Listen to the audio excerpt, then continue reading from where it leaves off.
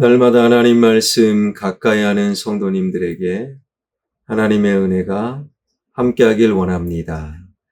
오늘 하나님께 주신 말씀은 느헤미야 8장 1절에서 5절까지 말씀입니다.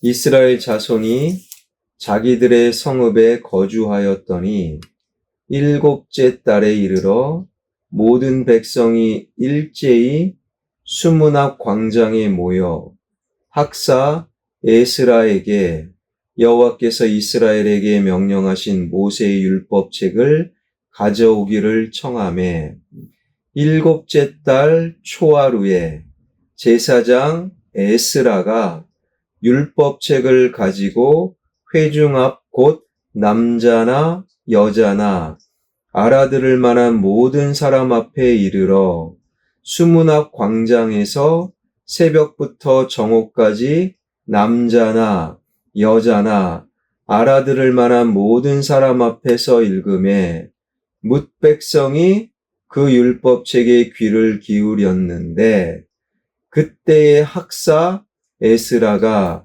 특별히 지은 나무 강단에 서고 그의 곁 오른쪽에 선 자는 맏디랴와 스마와 아나냐와 우리야와 힐기야와 마아세야요. 그의 왼쪽에 선 자는 부다야와 미사엘과 말기야와 하숨과 하스밧 다나와 스가랴와 무술람이라. 에스라가 모든 백성 위에 서서 그들 목전에 책을 펴니 책을 펼 때에 모든 백성이 일어서니라. 아멘. 하나님의 도우심과 느헤미야 그리고 백성들의 기도와 성실함으로 52일 만에 예루살렘 성벽이 재건되고 그리고 사람들을 세우고 인구 조사를 통해 예루살렘으로 많은 사람을 이주하였지요. 그리고 한 가지 더 영적으로 필요한 것이 있었으니 바로 영적인 부흥이었습니다. 건물도 예쁘게 짓고 사람들도 바글바글 많이 모이고 그런데 그곳이 하나님의 땅 신앙 공동체가 되기 위해 반드시 영적 부흥이 있어야 합니다. 그런데 영적 부흥이라는 것은 사람이 기획하고 사람이 만들어가는 것이 아니라 철저히 성령 하나님의 역사였습니다. 느헤미야 8장은 바로 그 영적 부흥을 우리에게 소개하는데 느헤미야 전체의 흐름상 마치 쉼표가 찍히는 것과 같은 느낌이 들고 있는 거예요. 왜냐하면 느헤미야가 준비하고 계획한 것이 아니라 성령 하나님의 역사였기 때문이라는 거예요. 꽤 오래전 우리 교단에서 300만 성도 운동을 총회를 비롯해서 시작한 적이 있어요. 영적 부흥과 숫자적 부흥에 대한 그러한 목표를 정하고 우리 함께 으쌰으쌰 하자. 그런데 영적 부흥은 사람이 기획하고 으쌰으쌰해서 되는 것이 아닙니다.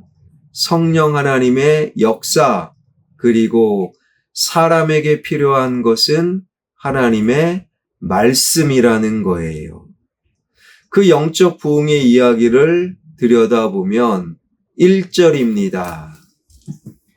이스라엘 자손이 자기들의 성읍에 거주하였더니 일곱째 달에 이르러 모든 백성이 일제히 수문 앞 광장에 모여 학사 에스라에게 여호와께서 이스라엘에게 명령하신 모세의 율법을 가져오기를 청하매 일제히라는 것은 한 사람 같이 마치 한 사람처럼 누가 시킨 것도 아닌데 마치 한 사람처럼 수많은 사람들이 수문 앞 광장에 모여들었다라는 거예요. 그리고 학사 에스라가 하나님의 말씀을 낭독하는 것을 들었다. 19세기 중반 미국의 대도시를 휩쓸었던 영적 부흥 운동도 뉴욕에서 평범한 직장인들 6명이 모여서 시작한 기도 모임으로 시작이 된 거예요. 1907년 평양 대부흥 운동 역시 길선주 장로님의 평범한 새벽 기도를 통하여 시작이 된 거예요. 영적 부흥은 사람이 만들어내는 것이 아닙니다. 성령 하나님의 역사라는 거예요. 거기에 필요한 것은 바로 하나님의 말씀이었더라. 예루살렘 성벽을 재건하는 과정에서 하나님의 역사심을 강하게 느낀 백성들은 하나님을 더욱 깊이 알기 원했어요. 그래서 백성들은 그 영적 부흥을 위해 성경학자, 학사 에스라를 불러 말씀의 낭독을 들었다라는 거예요.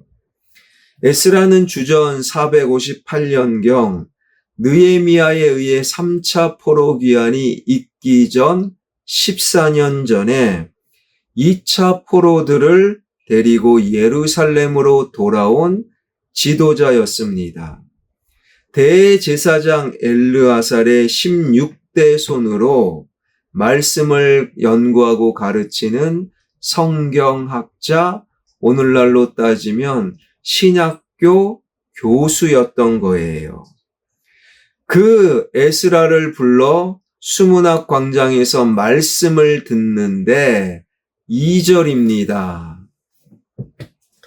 일곱째 달 초하루에 제사장 에스라가 율법책을 가지고 회중 앞 곧 남자나 여자나 알아들을 만한 모든 사람 앞에 이르러 일곱째 달 초하루, 즉 나팔절, 유대 종교력으로 일곱째 달 초하루는 오늘날로 따지면 정월 초하루 1월 1일이라는 거예요. 한 해를 시작하는 1월 1일 정월 초하루에 모든 사람들, 남자나 여자나 나이가 들었거나 어리거나 말귀를 알아듣는 모든 사람들이 수문 앞 광장에 모여 하나님의 말씀을 들었다라는 거예요. 우리나라가 정월 초하루에 하나님 말씀을 듣기 위해 말씀의 자리에 찾아온다면 설날 하루 종일 TV를 보거나 여행을 가거나 혹은 고스톱을 치는 것이 아니라 온 세대가 말씀을 들을 수만 있다면 남자나 여자나 말귀를 알아듣는 모든 사람, 우리로 치면 영아부, 유아부, 아동부, 중고등부, 청년들, 장년들, 노년에 이르기까지 모든 세대가 말씀 앞에 모인다면 여러분 이것이 영적 부흥의 모습이라는 거예요. 철저히 계획하고 철저히 동원하고 철저히 돈을 쓰고 이게 영적 부흥이 아닙니다. 모든 세대가 말씀 앞에 모여 말씀을 듣는 것이 영적 부흥이라는 거예요. 이어지는 말씀 3절입니다. 수문학 광장에서 새벽부터 정오까지 남자나 여자나 알아들을 만한 모든 사람 앞에서 읽음에 묵백성이 그 율법책에 귀를 기울였는데 수문 앞 광장에서 새벽부터 정오까지. 여기서 새벽은 해가 뜨기 시작하는 오전 6시부터 정오 12시까지 거의 6시간을 에스라는 말씀을 읽었고, 모든 사람 남녀노소 온 세대가 그 말씀에 집중하였더라. 오늘날 설교 시간 한 30분 정도 설교 시간에 집중할 수 있도록 재미난 이야기도 하고 예화도 하고 제스처도 하고, 그래도 말씀에 집중하지 못하는 분들이 제법 많아요. 왜요? 영적 부흥이 그곳에는 없기 때문이라는 거예요. 그러나 영적 부흥의 모습 속에 6시간 동안 예화도 없어요. 재미난 이야기도 없어요. 그냥 말씀을 순전히 읽기만 했는데 모든 세대가 말씀에 집중하였더라. 이게 영적 부흥인 거예요. 사랑하는 여러분, 우리 교회가 하나님 말씀을 그냥 읽기만 해도 온 세대가 말씀에 집중할 수 있는 영적 부흥이 있는 그런 교회 되길 주님의 이름으로 축원합니다. 그리고 5절입니다. 에스라가 모든 백성 위에 서서 그들 목전에 책을 펴니 책을 펼 때에 모든 백성이 일어서니라.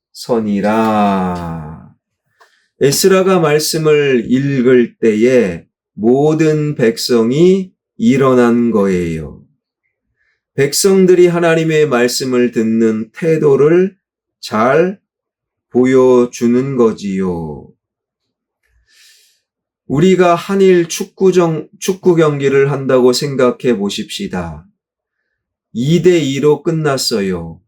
연장 전후반 한 골씩 3대3이 되었습니다. 당연히 승부차기, 5명의 승부차기에서 마지막 키커가 남겨진 채 4대4예요. 이제 한 골만 넣으면 우리나라가 이기는 거예요. 그때 그 경기를 지켜보는 모든 사람들은 손에 땀을 쥐고 꼭 땀이 나듯 꼭 쥐고 있고, 골 넣어라, 골 넣어라, 그런 어떤 마음, 그리고 어떤 경우는 앉아 있을 수가 없는 거예요. 그러한 모습이 5절에 강력히 담겨져 있는 거예요.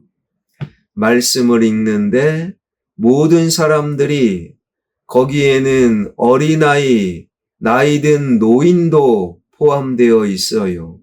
일제히 일어나 말씀에 집중하며 그것도 6시간 동안 말씀을 들었더라. 이것이 바로 영적 부흥이라는 거예요. 사랑하는 여러분, 말씀을 들어야 살 수 있어요. 우리 가정, 우리 교회가 영적으로 부흥을 또다시 일으킬 수 있어야 합니다. 그곳에 말씀이 있는 거예요.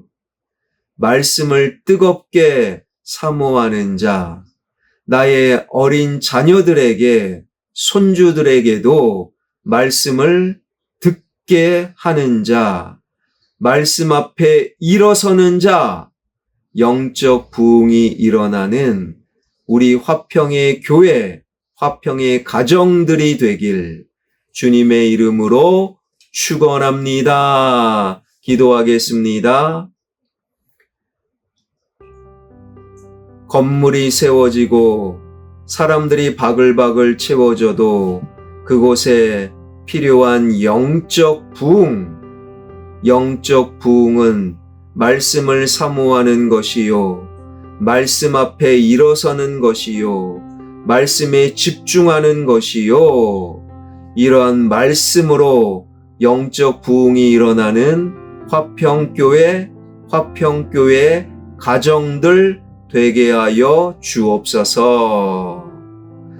인생의 모든 문제를 주님께 맡겨드립니다. 건강의 문제, 하나님의 치료가 영육의 강건함으로 인도하여 주옵소서. 가난의 문제, 하늘의 풍요로 채워주시옵소서. 관계의 문제, 중간에 막힌 담을 허시는 여호와 하나님의 샬롬과 평강이 우리 가운데 임하게 하여 주옵소서. 내 인생의 문제를 늘 하나님께 기도함으로 응답받는 우리 모두가 문제가 없는 자가 아니라 응답받는 자 되게 하여 주옵소서. 예수 그리스도의 이름으로 기도하옵나이다. 아멘.